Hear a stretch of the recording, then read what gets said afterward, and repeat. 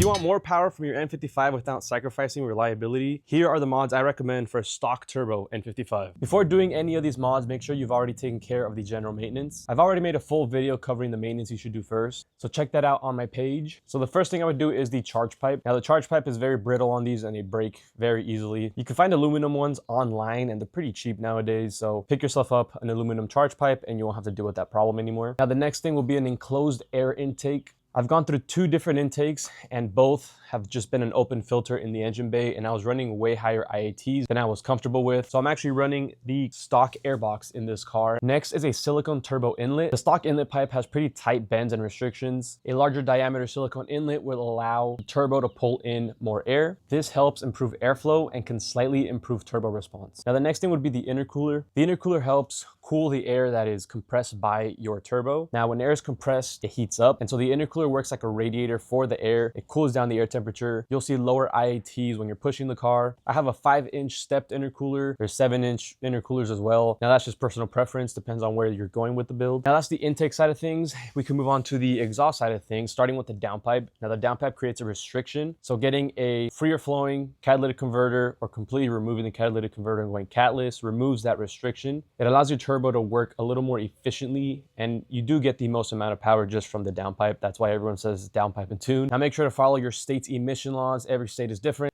So after installing these mods, you won't see a big difference in power. You have to tune the car to accept the mods. So you can go with something like MHD or boot mode. Now you can also go custom tuning. I hear there's more support on MHD for that. So if that's something you're looking to do, then MHD is probably the platform for you. Once you get to tuning it and you want more power and you start going to like an E30 tune, that's pretty much where the high pressure fuel pump in these cars taps out. This is what happened to me. So I went ahead and got a Dorsch Engineering DS15 pump. So it's a direct fit, plug and play. It comes with everything that you need. Now a lot of people run a B58 TU pump. However, do your own research and do it at your own risk. You have to retrofit the pump, cut it, and drill it to be able to fit onto the N55's vacuum pump. You can actually damage the cam lobe on your vacuum pump doing that. That's what I've heard online. So I just stayed away from that. I went with something that's actually made for the N55 specifically, and it's been going great for me. It's actually a big improvement, mid-range to top end. There's a lot more power.